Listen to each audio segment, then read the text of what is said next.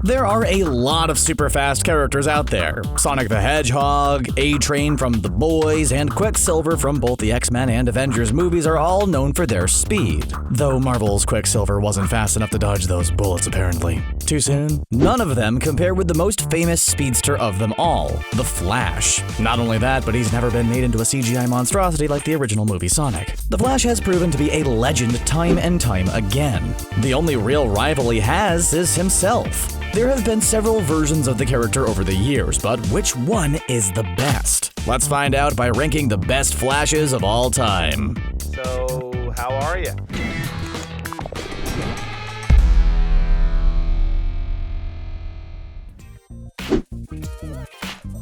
Smallville, in many ways, was a testing ground for the ambitious Arrowverse that was to come. The 10-season epic not only showed Clark Kent's early years, but also introduced several heroes from DC Comics. Green Arrow, Aquaman, Cyborg, and Supergirl all made appearances opposite Tom Welling's Clark. One of the most popular guest stars in the show was Kyle Gellner's Bart Allen. He was depicted as an immature thief who used his super speed for selfish reasons. Clark teaches him the values of using superpowers heroically, and Bart becomes a hero. Throughout the series, he appears several more times. He helps start the Justice League with Clark's other hero friends and even assists with the Doomsday situation. That being said, he's not the most impressive Flash we've seen. For starters, choosing the Bart Allen Flash for Smallville was a strange choice. Fans were more used to Barry Allen and Wally West from the fourth incarnation of the character. Bart was much more immature than the wise Barry Allen or the fun-loving West. Also, the effects depicting his super speed were pretty cheesy. Sure, they didn't have the best effects budget, but compared to the Grant Gustin Flash, he looks just silly. That also goes for his costume, which is basically just a hoodie. Though it probably would have been weird to see Bart Allen in costume while Clark was just wearing red and blue clothes. We never did get to see Tom Welling wear the Superman suit, a fact that fans still aren't over. The Flash family was pretty extensive in the 90s. Jay Garrick, Wally West, Jesse Quick, and the occasional cameo by the then-dead Barry Allen all made up the comic's extended cast. One of the most popular additions was the time-displaced Bart Allen. He was Barry Allen's grandson and longed to live up to his legacy. This character went on to become Wally West's sidekick, Impulse. He joined teams like Young Justice and the Titans before being upgraded to the big league. After West decided to retire to take care of his family, Bart stepped up to act as the Flash in his absence. While he proved to be very popular as Impulse, his time as the Flash ended pretty quickly. Shortly after he took the role over, Wally West returned to take up the mantle. This also proved to be short-lived as DC revived Barry Allen to be the Flash again. In any case, Bart's run as the character started Flash's decline from the massively popular 90s stories. Impulse still entertains fans on the show Young Justice, but it's unlikely that he'll take the mantle of Flash ever again. Live-action superhero performances in the 90s were a mixed bag. Sure, Lois and Clark, The New Adventures of Superman, and the original Blade were big hits. That being said, this was also the time when Joel Schumacher's embarrassing Batman films came out. Why would you put nipples on a batsuit? One of the most underloved superhero adaptations was The Flash, starring John Wesley Shipp as the titular hero. This was a pretty faithful adaptation, for the most part. Shipp played Barry Allen in a suit that had thick fake muscles. This might look kind of weird, but it is accurate to the very toned Flash of the comics. The show also featured Mark Hamill as a very colorful version of the Trickster who appeared several times. The show didn't last very long, but that was not the end of his story. This version of the Flash returned during 2018's Arrowverse event, Elseworlds. Here we see him among the corpses of his world's heroes having failed to fight against the Monitor. He fought alongside our heroes for a short time, but vanished suddenly. He's set to return in Crisis on Infinite Earths in 2019. This may very well prove to be the end of his story. Here's to hoping that he goes out as a true hero. While characters like Superman and Batman have appeared on the big screen several times, The Flash hasn't. For some reason, the character has yet to have a franchise of his own. Do they not pay attention to how successful the TV show is? The only big screen Flash we've seen so far is Ezra Miller's version of the character in Justice League. He might be named Barry Allen, but his personality isn't like him at all. His silly manner and immaturity was much more similar to Bart Allen's Flash than Barry Allen's serious and intelligent version. This left many fans unhappy with the performance. They believe that the popular character was just relegated to comic relief. That being said, Ezra Miller injected the part with all of the energy and charisma that he could. While his character was a bit too much like Tom Holland's Spider-Man, he was at least entertaining. The infamously stoic Henry Cavill definitely could have used some of Miller's charisma. He also didn't seem to be as powerful as his comic counterpart. His Flash seemed slower than Superman and pretty incompetent as a superhero. Not only that, but his lightning was blue instead of the classic yellow lightning. Time will tell if we ever see Miller's take on the character again. It's not looking likely though. Hopefully we get a Flash movie soon, whether he plays the character or someone else. Grant Gustin certainly knows what he's doing.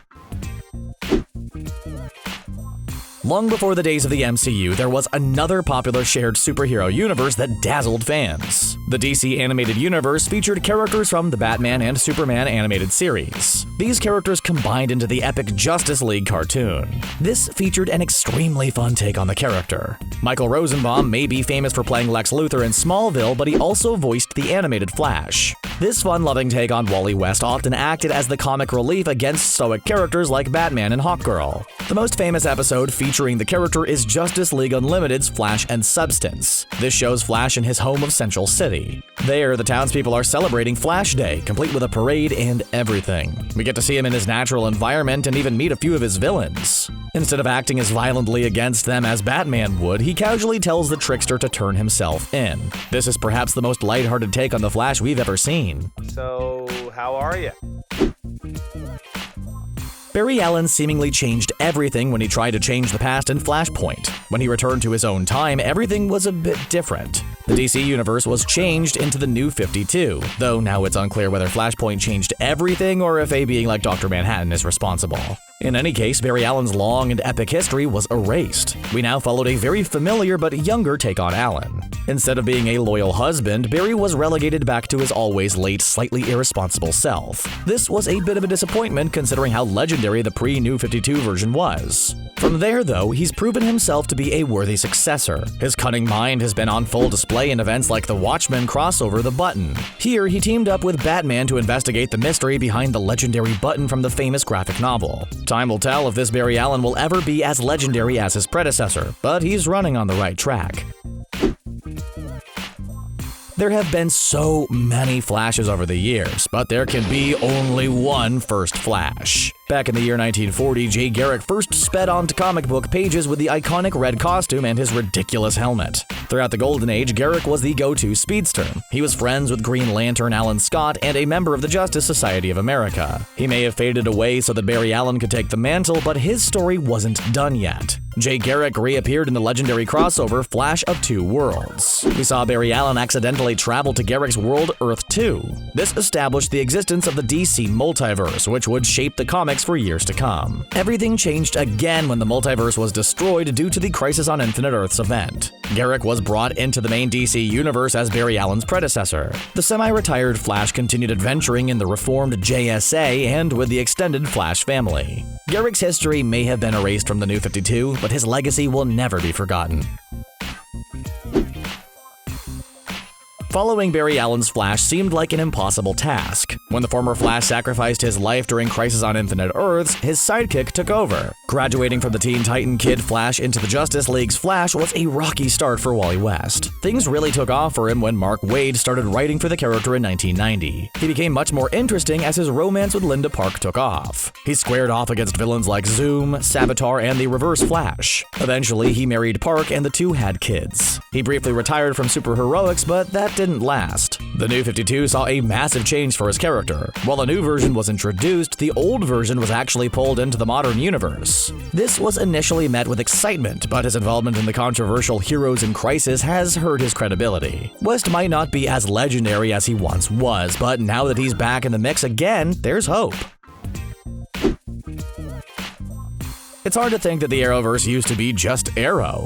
The gritty superhero show may have been a big hit with fans, but it lacked the lighter tone DC is known for. Seeing as the DCEU was already doing that, clearly we all needed something more fun. And that's why the show's spin-off The Flash was exactly what every comic fan needed. Grant Gustin injected the Arrowverse with a ton of positivity and fun. Combined with the excellent Harrison Wells twist, the series proved it wasn't just a spin-off right off the start. It's continued for several seasons where Barry has teamed up not only with Oliver Queen but Supergirl as well. The latter even joined him for a special musical episode. He's been involved in several huge crossover events that rival Marvel's in terms of epic superhero action. Except with, a television budget. The show also has provided him with several evil big bads. Reverse Flash, Zoom, Savitar, The Thinker, and Bloodwork were all pretty formidable foes. Yes, I did leave off the cicadas, they were both horrible. The show also gave Gustin the best supporting cast Flash has ever had. Cisco, Caitlin, Elongated Man, and a revolving door of Harrison Wells all make up the awesome Team Flash. For many, Grant is the definitive take on the character, even if they do give him a slightly worse costume every single year. There's really no argument here. The pre-New 52 comic book Barry Allen is the entire reason the Flash is a legend in the first place. Sure, Garrick started it, but Barry Allen taking on the likes of Captain Cold, Reverse Flash, and Grodd made comic history. He had quite a dramatic journey too. Barry married his longtime love Iris West only for her to be ripped away by the Reverse Flash. Then Barry ended up taking the villain's life as he was trying to attack his new love. Barry Allen went on trial for it in one of comics' most epic courtroom dramas. Perhaps his most famous feat was giving his own life to save the world in Crisis on Infinite Earths. For decades, the fallen hero was the honorable role model for all other heroes. Statues and museums were made in his honor. Then Jeff Johns brought him back for more in his Rebirth series. Unfortunately, the end of his character arc featured him kind of destroying the universe in Flashpoint. Still, that's not enough to tarnish his reputation as one of the finest heroes in comic book history. And there you have it, all the best Flashes ranked. Which one's your favorite? Let us know in the comments and don't forget to like and subscribe for more.